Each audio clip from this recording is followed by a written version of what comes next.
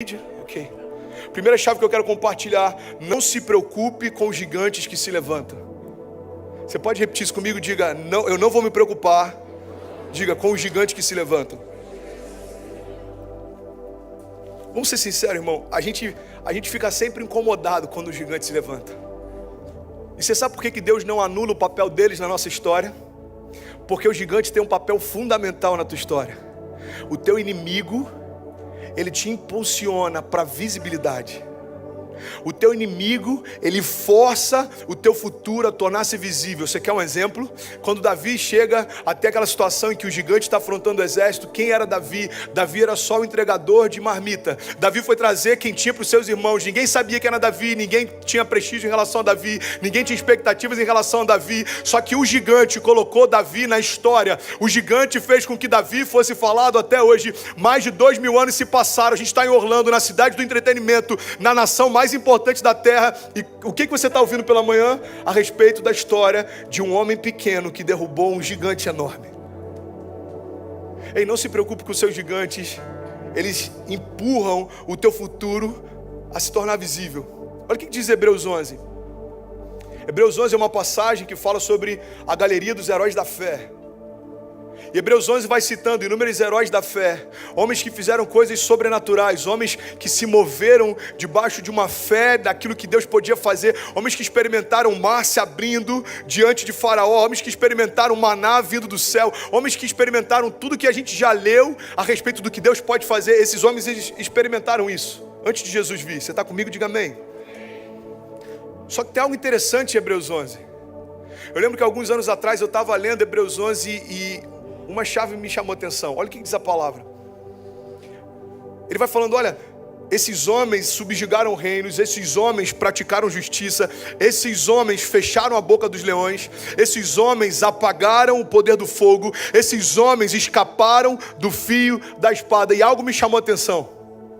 A palavra não está dizendo que os leões fugiram. A palavra não está dizendo que as espadas contra eles cessaram.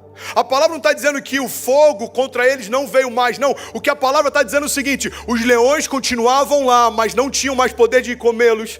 A espada continuava se levantando, mas não tinha mais o poder de feri-los. Ei, o fogo continuava vindo sobre a igreja, mas não tinha mais o poder de queimá-los. O que a palavra está dizendo para a gente é que evangelho não é ausência de lutas, mas é ausência de derrotas.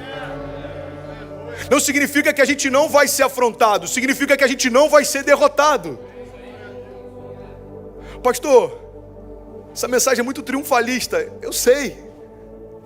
Mas Jesus, Ele é o Deus que pode todas as coisas. Se a gente esvaziar a expectativa do triunfo da fé sobre todas as mazelas do mundo, não tem sentido a gente estar aqui nessa manhã. Pastor, essa mensagem ela é muito otimista, ela é muito positiva. Eu sei. Esse é o caráter do Deus que a gente serve.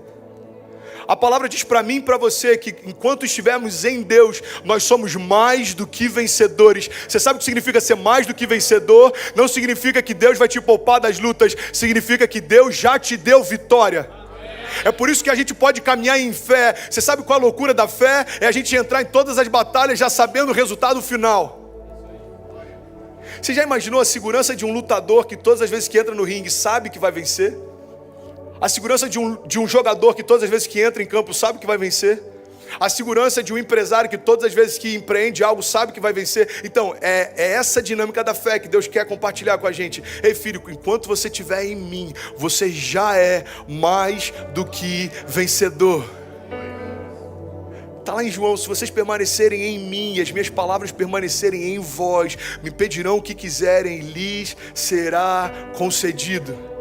Tem alguém que está recebendo essa palavra? Os leões estavam lá.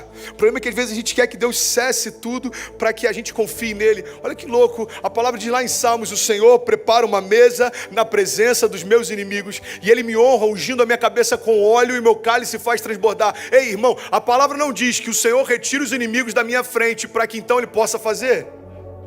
Você sabe por quê? Porque a honra de Deus sempre vai ser pública. As pessoas podem te desonrar em secreto, Deus sempre vai te honrar em público, na frente de todo mundo. Então Deus fala: ei filho, eu preparei uma mesa para você. Pai, mas o medo ainda está aqui, a depressão ainda está aqui, os pensamentos de morte ainda estão aqui. Então filho, é na presença deles que eu vou te honrar, ungindo a tua cabeça com óleo fresco. Pastor, os gigantes ainda estão batendo a porta. Eles têm que estar lá, meu irmão. Por que Deus permite? Porque eles impulsionam você para o teu destino profético. Vai ter uma hora que a gente vai, de alguma forma, ser expelido desse lugar. Alguma coisa vai acontecer. Seja uma questão, sei lá, por conta do mercado imobiliário. Compraram um mall, precisa que se mude. Precisa expandir. Teve uma obra, eu não sei. Mas vai ter algum momento que isso vai acontecer. A gente já viveu isso inúmeras vezes. Eu, na minha caminhada com Deus, já vi isso inúmeras vezes. E aí, quando algo se levanta e te fala: Senhor, o que está acontecendo? É retaliação. Deus está falando: não, eu estou empurrando você para um novo nível. Eu estou empurrando você para um novo nível, uma nova etapa, uma nova estação, uma nova temporada de milagres. Ei, em nome de Jesus, receba isso. Olhe para os seus gigantes como o estrado dos seus pés. Romanos 8:31 diz: o que diremos, pois, diante dessas coisas?